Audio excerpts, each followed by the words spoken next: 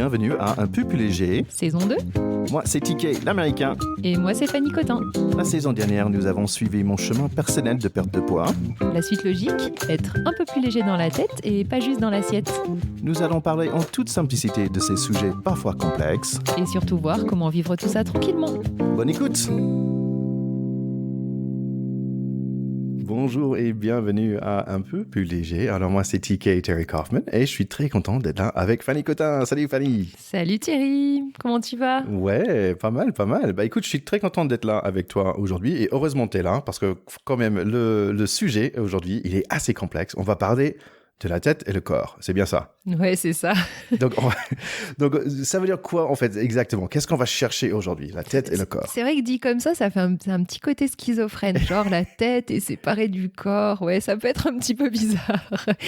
Ce qu'on va essayer d'aller trouver, c'est arriver à différencier en fait les messages qui proviennent de notre tête, de notre mental, et ceux qui proviennent de notre corps. Puisqu'on a vraiment les messages qui viennent de ces deux canaux principaux, on va dire. Après, bon, peut-être qu'en creusant, on pourrait en trouver d'autres, mais vraiment, on va dire principalement, c'est ça. Et donc, l'objectif, c'est d'arriver à différencier pour pouvoir comprendre comment on fonctionne, encore une fois, et puis adapter ses réactions en fonction du message qu'on perçoit, quoi. D'accord. Bah écoute, comme je disais au début, heureusement t'es là parce qu'en fait ce sujet, ça m'a envoyé dans plein d'endroits différents. J'ai réfléchi à plein de trucs et donc après je disais waouh, mais c'est un sujet qui est quand même assez vaste. Et nous, on va commencer un peu par où on avait déjà commencé cette discussion parce que dans la saison dernière, on a commencé à parler de sentir son corps, de sentir son faim. Et peut-être on va démarrer par là avec où on était l'année dernière. Ouais.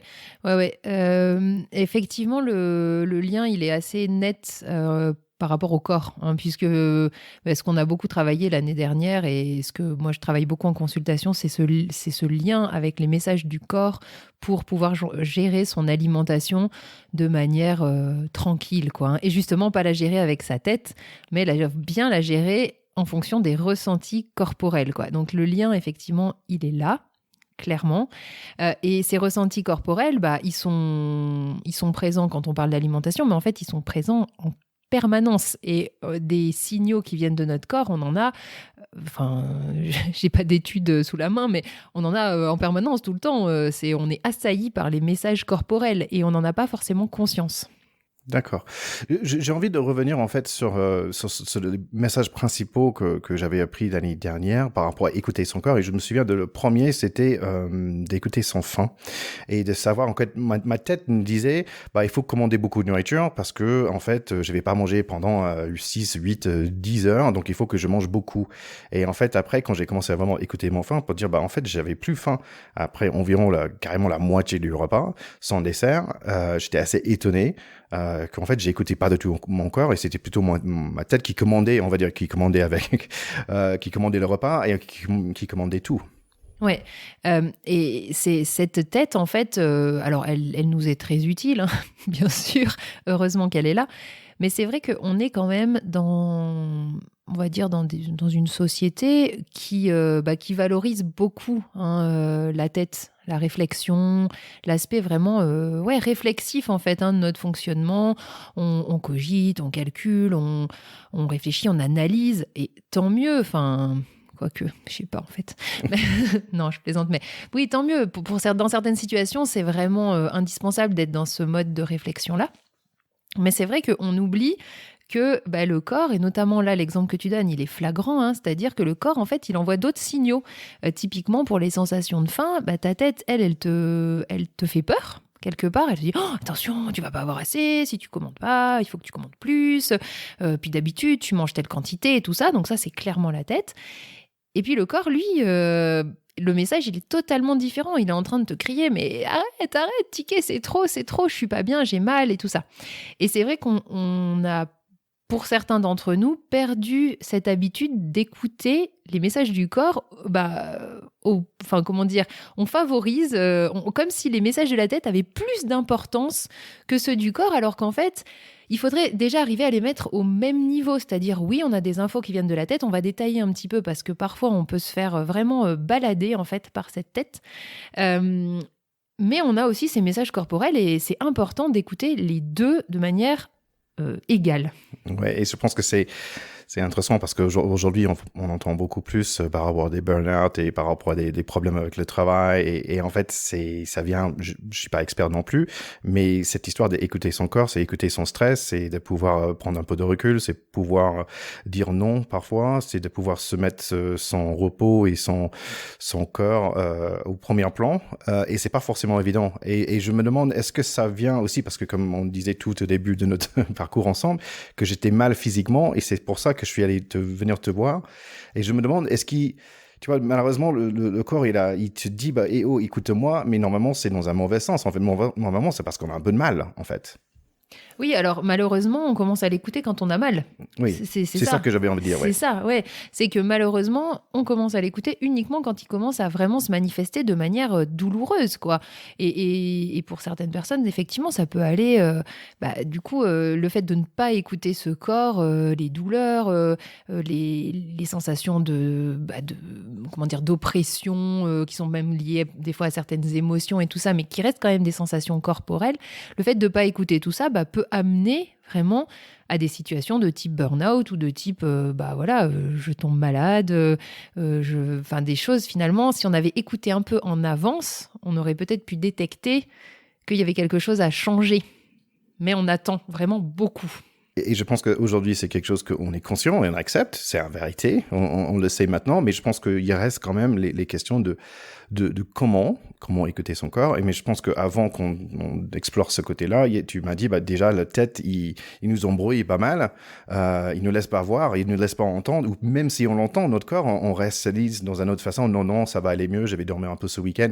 Et en fait, on prend pas vraiment le corps au sérieux. Donc pourquoi notre cerveau ne laisse pas la place à notre corps, à ton avis? On est vraiment assailli en permanence de plein de pensées, sur nous-mêmes, sur les autres, sur la situation. Je vous invite à réécouter le pod de la saison 1, le pod 12, que Florian Safer avait partagé avec nous. Et il parle vraiment, à un moment, il parle des pensées. Alors, je ne sais plus quel est le nombre, mais c'est faramineux, le nombre de pensées qui nous traversent chaque jour. Surtout, en fait, surtout. On a des pensées sur tout, en permanence. On n'en a pas toujours conscience. Et en fait, cette suractivité mentale, on va dire, du coup, occulte un peu les sensations corporelles. Et puis aussi, on n'a pas été, je dirais, élevé à écouter son corps, en fait.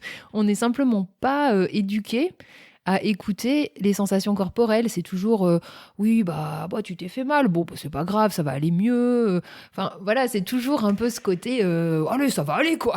Ouais, en fait c'est marrant parce que t'as pris un voix un peu masculin, mais c'est vrai que je me dis en fait les femmes en général ils sont beaucoup plus à l'écoute de leur corps que les hommes. Je dis ça comme ça, mais en fait, quand je pense, est-ce que je suis à l'écoute de mon corps, je pense que là, j'ai fait un effort depuis 2-3 ans, mais un vrai effort mental de dire non, et vas-y, écoute. Mais avant ça, non, jamais. Et peut-être, j'ai parlé de ça avec ma femme, elle a dit que elle prenait plus en considération son corps. Par exemple, ça va pas forcément sympa d'aller faire se faire épeler. Ouais, c'est pas peut-être un bon moment, on va dire, mais quand même, tu considères qu'encore tu passes du temps avec et tu le connais mieux. Je veux dire, vous, les femmes, vous le connaissez mieux un peu que nous, les hommes. Nous, j'aimais bien mettre un protège-dents, on allait faire des sports du contact, parce qu'en fait, il y a du contact. Et après, j'ai senti mon corps, j'ai senti des douleurs, mais en fait, c'était une façon pour moi de dire, tiens, je vis dans mon corps, et même si c'était un peu douloureux, j'avais, en sortant du terrain de rugby ou de foot américain, où aujourd'hui, maintenant, c'est du self-defense, du Krav Maga, je dis, ok, oui, je vis, parce que je sens des choses, je sens mon corps. Ouais, c'est hyper intéressant comme vision de la situation. C'est vrai, en fait, le fait de sentir comme ça ton corps. Donc finalement, toi, t'as été un peu obligé presque de le malmener pour pouvoir le ressentir. C'est ça, en fait, quelque part. Alors, tu l'as malmené gentiment. si je peux me permettre. Dans le jeu. Mais il y a quand même ce côté où finalement, cette envie de le ressentir, quoi. Ouais, et bizarrement, quand t'as des bleus et tout, t'es quelque part un peu fier de tes bleus. Bon, je pense qu'on s'éloigne un peu de discussion, mais je pense que quand même c'est intéressant cette histoire on peut même parler plus, peut-être à un autre moment, de comment des hommes et des femmes sont un petit peu différemment leur corps. Et surtout, je pense que des hommes, on a un peu l'habitude de dire, comme tu dis, bah non, ça va, j'ai rien, j'accepte pas les douleurs que j'ai. Et même moi, par exemple, ma femme, parfois, elle me dit, mais prends un Doliprane. Je dis, ah bon, ah oui, pourquoi? Ah oui, t'as raison, je devrais. Ah tiens, j'ai mal, prends un Doliprane. Ah oui, peut-être t'as raison. Ouais, il y a sûrement une différence homme-femme, faudrait qu'on creuse.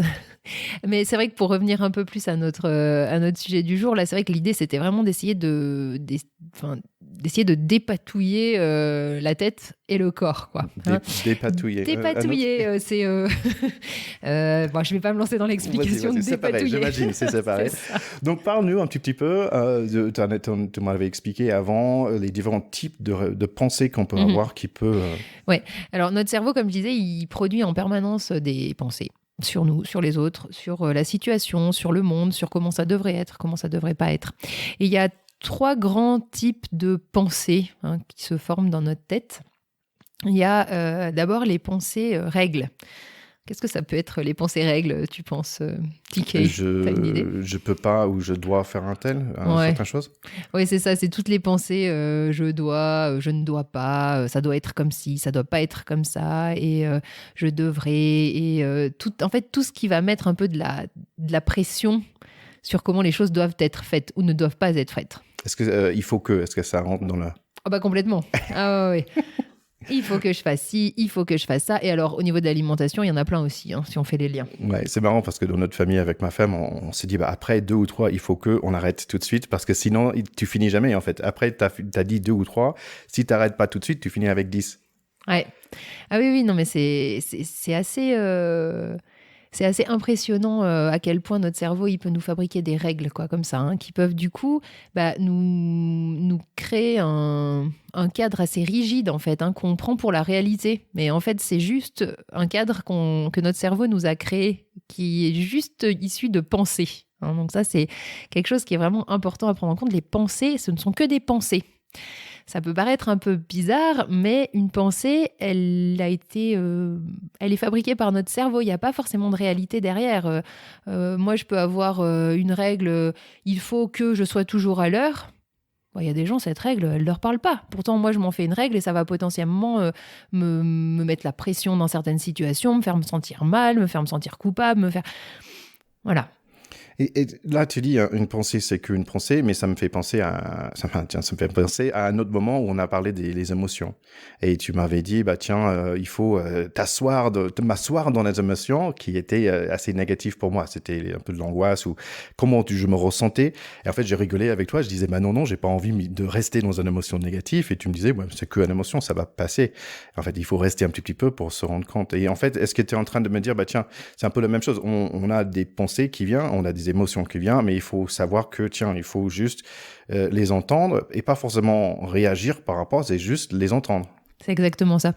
Les pensées, on n'est pas obligé de s'y accrocher et d'y croire, donc on peut effectivement juste les entendre passer dans notre tête quelque part. Ah tiens, je suis en train de me dire qu'il faut que je sois tout le temps à l'heure, par exemple. Et garder une certaine distance avec elle pour ne pas qu'elle nous balade, en fait, parce qu'on se fait complètement balader par ses pensées. Donc, les pensées, il y a les pensées règles. Voilà, ça, on en a, mais je vous invite, ceux qui nous écoutent, à lister, même à l'écrit, le nombre de pensées règles que vous avez sur les situations. Mais pas trop longtemps. Tu imagines, j'ai fait ça, je ferais ça pendant des heures, ça va être horrible. Non, mais juste un petit peu.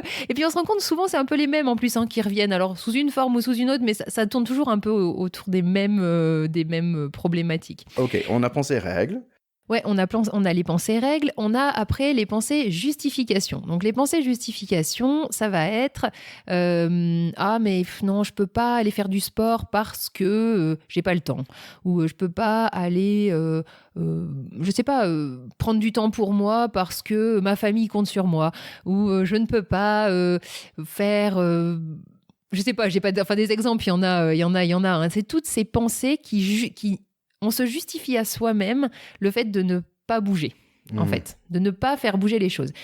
Les limites, elles n'existent pas réellement. Elles existent dans notre tête, dans notre éducation, dans comment on a construit notre mode de pensée.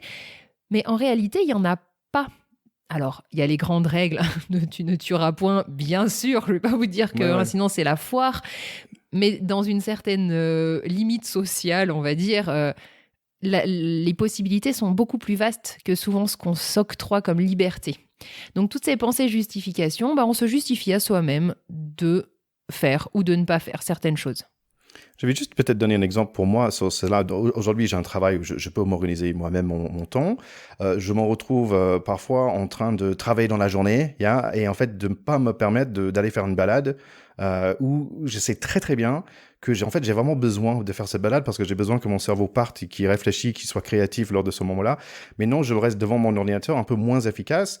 Et en fait, après, parce que en fait, je justifie par non, il faut que je prépare cette formation-là ou notre prochaine pod ou un truc comme ça. Donc il faut que il y a la responsabilité qui est là et donc je le fais pas. Et en sachant qu'après, quand la nuit tombe, je dis mais c'est vraiment dommage parce que j'aurais pu le faire là maintenant en 30 minutes plutôt qu'en 2 heures que j'ai perdu en fait. Oui, et puis d'autant plus que, en plus là, tu évoques le fait de, par exemple, sortir, mais des fois, tu as plein d'idées qui t'arrivent beaucoup plus quand tu es en train de marcher que quand tu es devant ton ordinateur. Mais c'est un excellent exemple, c'est vraiment ça. C'est, oui, non, c'est la journée, c'est un jour de semaine, donc il faut que je sois en train de travailler. Qui a dit ça, quoi ? T'es organisé, t'as un certain fonctionnement professionnel, t'as cette liberté. À part ta tête, il n'y a personne qui vient te surveiller, quoi. Donc, c'est vraiment toi avec toi-même. Ouais, c'est intéressant. En tant que, entre guillemets, nouveau entrepreneur, c'est pas forcément facile, celle-là, cette règle. Oui, c'est vrai, parce qu'après, il y a toujours cette peur de je vais faire n'importe quoi. Il y a vraiment plein de liens avec l'alimentation. On a l'impression que si on s'écoute, on va faire n'importe quoi, ce qui n'est pas la réalité. Hein. Il y a vraiment cette peur de se dire, si je lâche, en fait, je vais faire n'importe quoi. Mais c'est une peur. On parlera des peurs, c'est intéressant. Mais les peurs, elles sont là pour nous freiner quelque part, vraiment. Bon, pardon, j'ai mal dit, c'était pas un règle, c'était plutôt une justification, mais en fait, ils sont assez similaires, je trouve. Oui, de toute façon, elles se recroisent. Et puis souvent, tu as la règle et la justification dans la même phrase. Derrière. Alors, c'est quoi le troisième alors ? Et le troisième type de grande pensée qu'on a, c'est les pensées jugement sur soi-même, sur les autres, sur la situation. Je suis nulle, bête, pas capable, je suis pas suffisamment intelligente pour faire ci, pour faire ça. En fait, on se met un plafond de verre tout seul en se jugeant soi-même, en jugeant ses capacités et du coup en se limitant, alors que finalement, on n'a pas forcément de retour des autres dans ce sens-là, mais tout seul, on se bloque, quoi. On se bloque par des pensées qui sont négatives sur soi-même. Je précise que les pensées, donc ce ne sont que des pensées, on pourra éventuellement creuser ce sujet-là. Et ce qui est intéressant, c'est vraiment, c'est intéressant d'arrêter de se dire est-ce qu'elles sont vraies ou est-ce qu'elles sont pas vraies, mais plutôt est-ce qu'elles m'aident ou est-ce qu'elles m'aident pas. Les pensées, elles peuvent très bien vous aider à aller vers ce qui est important pour vous, ou alors elles peuvent carrément vous mettre la tête sous l'eau et vous empêcher d'avancer dans le bon sens. Peu importe si elles sont vraies ou pas. Peut-être qu'effectivement, vous êtes quelqu'un de pas ponctuel. C'est peut-être une réalité. Maintenant, de vous répéter ça tous les jours, est-ce que ça vous aide à aller vers ce qui est important pour vous ou est-ce que ça vous enfonce ? Bon, la ponctualité, c'est pas quelque chose de très grave, mais voilà, pour donner un peu un exemple. En fait, celle-là, il est chaud, en fait, je trouve.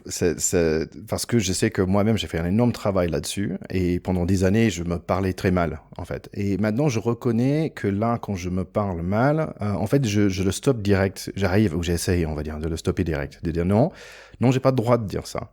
Et c'est vraiment, là, j'ai 47 ans, je pense que j'ai commencé à faire ça dans les années 42, 43, où je me suis dit, maintenant, j'ai plus le droit de dire des choses pareilles. T'es nul, tu peux pas la faire, et ce genre de choses. Maintenant, au moins, je me rends compte. Et j'ai noté récemment, par exemple, je disais l'année dernière, j'avais quelques moments difficiles et je suis allé même jusqu'à voir un psychologue. Et c'est ça, c'était un peu mon signal que ces pensées sont ressorties. Je disais, Là, non, t'as pas le droit. Et même si ça ressent, je dis, tiens, il y a un truc qui cloche et peut-être il faut que je parle en dehors de moi-même parce que moi, je me parle pas bien. Donc, je vais dire, non, toi, tu parles pas comme ça à moi parce que je le mérite pas. Et je vais voir, je suis à ces moments-là, en fait, je suis allé voir quelqu'un d'autre pour un peu mettre tout ça dans l'ordre. Donc, pour moi, c'est un petit instant. Dès que je l'entends, je dis, oh, stop, parce que j'ai pas le droit de me parler comme ça. Personne d'autre a le droit de me parler comme ça. Donc, moi-même, je peux pas me parler comme ça. Bah, c'est clair, hein. C'est clair et là, le pas de déjà se rendre compte que tu es en train de te parler mal et que, bah non, c'est pas normal de se parler mal à soi-même, bah, c'est déjà un pas qui est énorme et que effectivement, chez toi, c'est le signal de ah tiens, il faut peut-être que j'aille parler à l'extérieur parce que je suis en train d'être mauvais avec moi-même. Bah, c'est super d'avoir réussi déjà à avoir pris cette distance en fait avec tes pensées parce que c'est ça en fait, c'est que là, tu as déjà pris de la distance, c'est-à-dire que tu te vois te parler mal mais t'y crois plus, tu vois. T'es plus collé dans ta pensée négative vis-à-vis de toi-même. T'as pris un petit pas de distance. Ouais. Et déjà, ça, c'est un premier pas qui est hyper important au niveau de ces histoires de pensée. Mais pour revenir à cette différence tête-corps, bah, c'est vrai que voilà, la tête, en gros, c'est principalement voilà, des pensées qui nous assaillent en permanence. Donc les pensées règles, les pensées justifications, les pensées jugements. Et qui arrivent. Alors, les pensées jugement peuvent être positives. Hein. Ça peut être « je suis sympa »,« je suis quelqu'un de serviable »,« je suis quelqu'un de cool » et tout ça. Mais attention, par exemple, la pensée « je suis serviable », elle peut être hyper piège. Parce que du coup, on se met dans une position de quelqu'un qui est là pour les autres, etc. etc. Enfin bon, voilà, après on peut creuser vraiment loin, mais c'est vrai que là, le but, c'est vraiment déjà de repérer ce qui est de l'ordre de la tête, de la réflexion. Ok, donc si on redémarre au début, là on a dit tiens il faut être capable d'écouter son corps. Oui, et par rapport à nous on a pris cette idée par rapport le fin, mais aussi ça peut aller beaucoup plus loin et c'est d'être à l'écoute de notre corps parce qu'il va nous envoyer des signaux qui sont vraiment importants. Après on a dit que tiens il y a le cerveau qui avec ses trois différentes façons il va nous bombarder avec plein d'informations et que je pense que je l'avais déjà dit l'année dernière que parfois mon cerveau c'est pas mon ami et je le reconnais aujourd'hui. Mais ok, donc on a tous ces éléments qui viennent. Qu'est-ce que j'ai fait? Comme un vieux truc de radio? Comment j'ai fait le tuning? How do I tune in? Qu'est-ce que j'ai fait avec cette info, au fait? Bon, alors là, déjà, le but de l'épisode, c'était vraiment de savoir les messages, de les différencier de la tête ou du corps. Hein. Après, ce qu'on en fait, je pense qu'on peut faire quelques épisodes là-dessus. Mais du coup, c'est vrai que voilà, cette tête, c'est les pensées. C'est ce qu'on vient de raconter. C'est un avis sur tout. Un avis sur tout, de la réflexion, de la logique et tout ça. Ça, c'est de l'ordre de la tête, du mental, qui est utile, mais qui est qu'une partie. Le corps, on est vraiment dans les ressentis physiques. On est vraiment dans l'aspect physique. Bah, j'ai mal quelque part, typiquement, c'est corporel. Hein, voilà, c'est pour faire le lien avec les sensations de faim. Bah, j'ai faim, j'ai trop mangé. On est dans du ressenti corporel. Vraiment, voilà, j'ai du plaisir sur la langue à manger un certain aliment. Ça, c'est corporel aussi. J'ai une sensation, comme je vous disais tout à l'heure, d'oppression, de poing dans l'estomac, qui peut être une réaction à une émotion. Bah, ça, c'est corporel aussi. Donc, tous ces ressentis corporels, c'est vraiment du purement physique. Est-ce que ça te parle, ces ressentis ? En fait, je reviens sur ce que tu m'avais dit avant par rapport à m'asseoir dans les émotions et que j'aimais pas ça de tout. Pourquoi rester dans l'inconfort, franchement.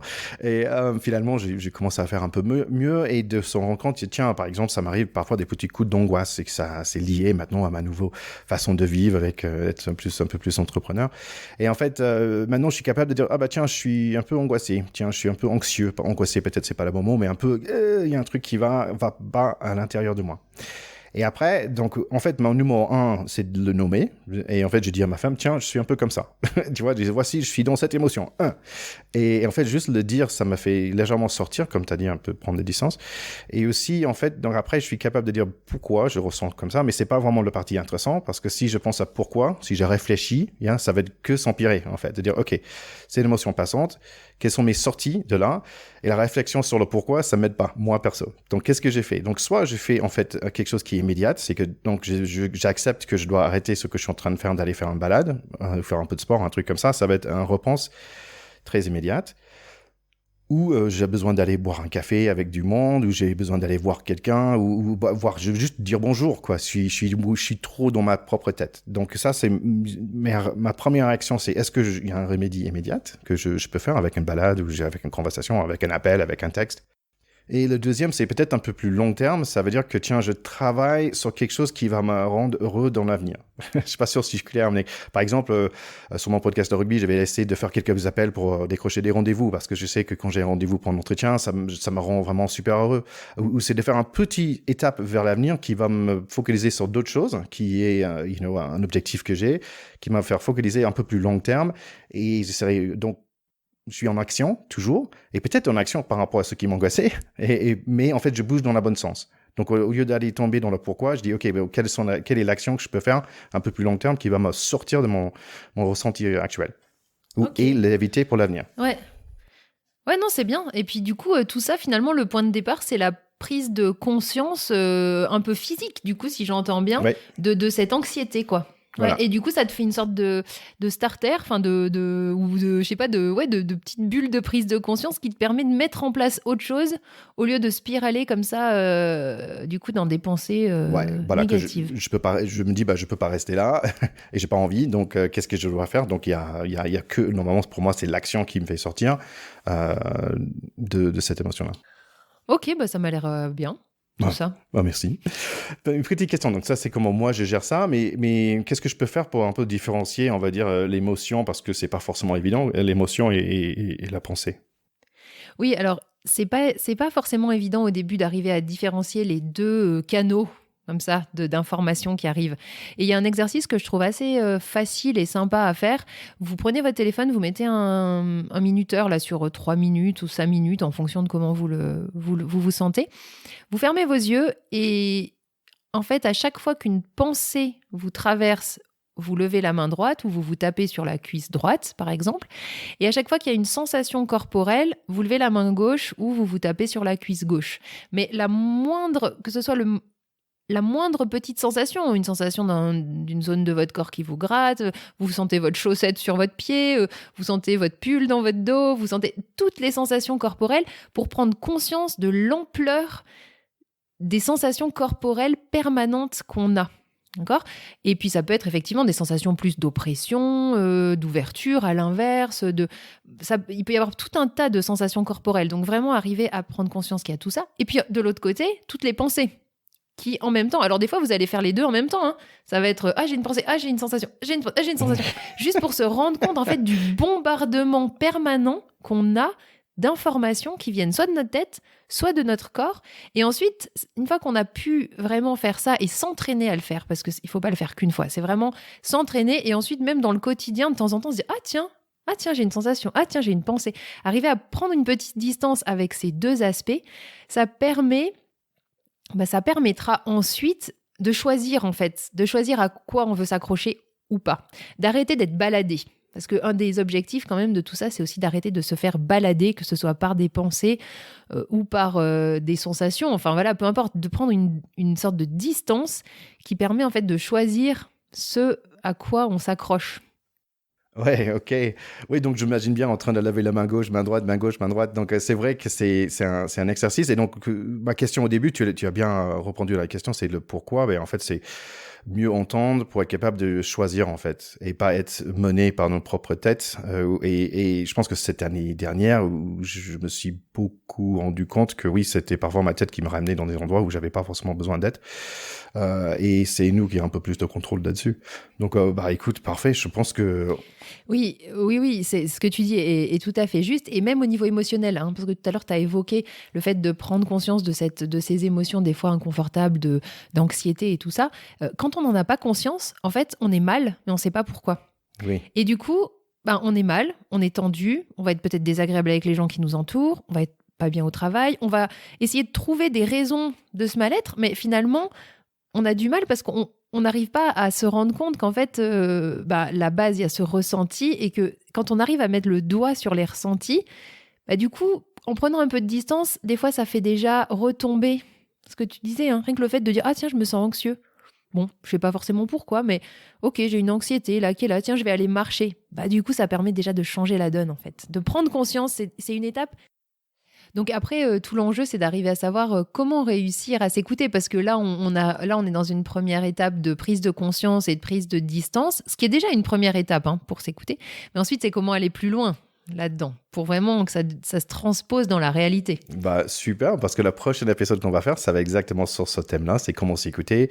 Et là, tu nous as donné un bon outil qu'on peut essayer de mettre en place pour nous préparer pour la prochaine séance. Mais c'est marrant, comme je disais au début, j'avais plein d'idées de partout, et cette histoire de corps et le cerveau, et c'est un sujet qui est immense, et je suis content de faire ça avec toi, parce que je vois que depuis un certain temps qu'on se connaît, bah, il y a des choses qui ont changé chez moi, et c'est intéressant d'avoir cet échange aussi, de voir, bah tiens, ah oui, c'est normal, mais il faut du temps, il faut du recul, en fait. Ouais, tout à fait. Et puis, de faire le lien entre tout ce qu'on a fait dans la saison 1 et la suite, moi, je trouve que c'est super important, parce que vraiment, tout est lié. Ouais. Normalement, on finit avec une petite graine. Si je pense que la petite graine, aujourd'hui, c'est ce que je retire de cette conversation, c'est que tiens, c'est nous qui commande. Et il faut nous mettre dans la place du conducteur avec des chevaux devant nous. et c'est nous qui tient les rênes. Et parfois, c'est pas forcément le cas. Et juste à être capable d'écouter. Ça nous remet dans les chaises de conducteur, et ça nous remet pas forcément en contrôle, mais au moins on sait où on va, et on a un peu plus on va dire, d'outils. De prise, de prise sur sa vie. Ouais, exactement. Ouais, c'est exactement ça. Bah super, on va s'arrêter là. Bah oui, c'est riche. Merci Fanny. Merci Thierry, à bientôt. À bientôt, ciao ciao.